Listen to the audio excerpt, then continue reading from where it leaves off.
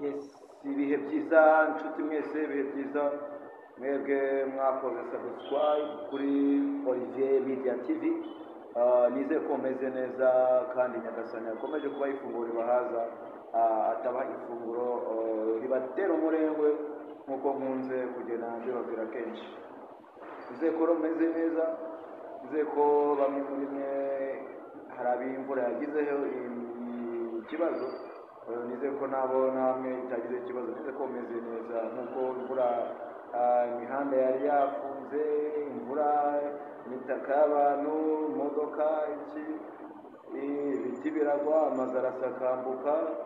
Kuri uyu munsi tariki mu ijoro ryashize tariki 17 nibwo yari iguye.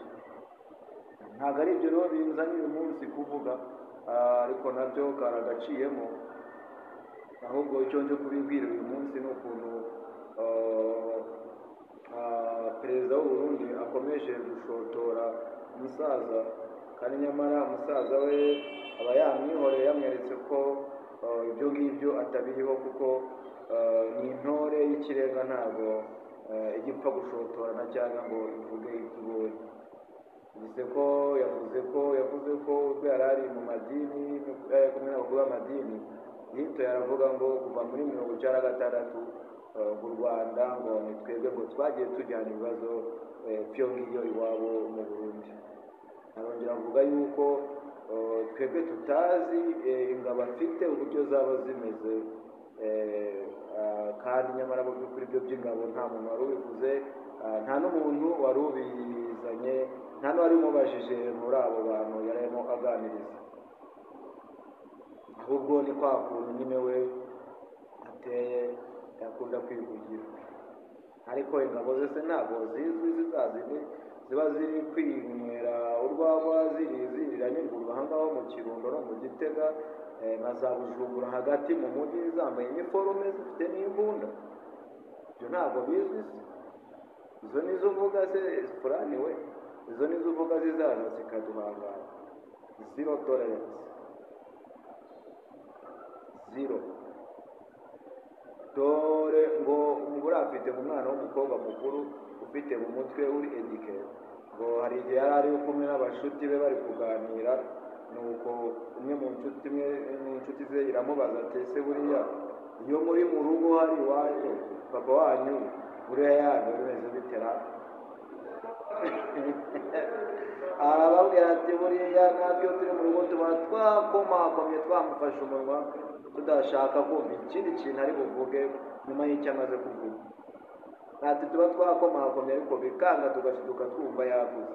Ati natwe situzi ukuntu bigenda rwose, buriya nubwo ari umubyeyi wacu, natwe nk'uko nguko twabibonye nuko twamufashe.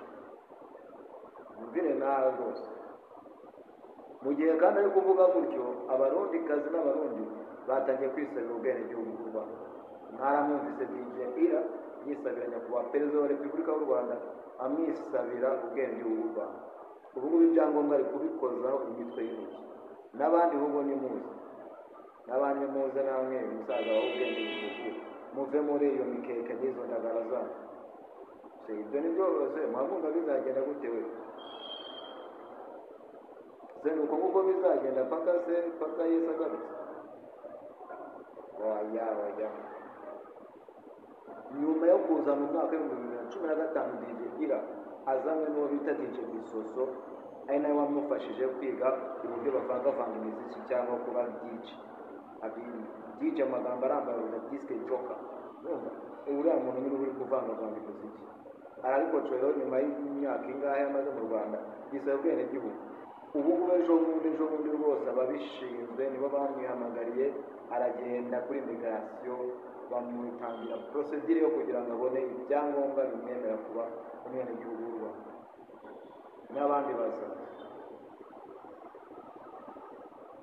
nyuma y'ibyo byose kuba byaravuze, uriya mugabo ufite ubushotoranyi umeze nk'abantu ayobora bari abareveriye, ndetse n'abamuvugizi uherutse gutwita, nimba ari umuvugizi, nimba ari umujyanama uherutse gutwita imenyarugogo, bameze kimwe rwose, ntawagira indi nama. nyuma y'ibyo byose rero murabizi ko bamwita Stromae, afite inkomoko mu gihugu cy'u Rwanda, we na DJ Amini, we na Lady Gaga, umuhanzikazi w'umunyamerika ukunzwe cyane, basohoye indirimbo yitwa Stop Punish Rwanda, bivuze ngo mureke gukomeza guhana u Rwanda. Bigaragara yuko bari kuturenganya, brother and sister, bari kuturenganya, baravuga ibyo batazi. Niyo mpamvu AFCM Ventura yari yaremeje kuko izitabira ibiganiro byari kuzabera Rwanda uyu munsi tariki 18 z'ukwezi kwa gatatu umwaka wa 2025, ariko yabihakanye avuze ko itazajyayo, yanze kujyayo. Nyuma yo kwanga kujyayo byahise bigaragara yuko yari yaragambaniwe, ariko nabo beretse Imana yabacira akanzu kabisa. Satani yaca agakoro, Imana ibacira akanzu. Ariko Bubiligi nabwo ntabwo bwemeraga yuko bari buzi ko bizagenda gutya, ntabwo bari buzi ko igihugu cy'u Rwanda kizihagararaho gutya.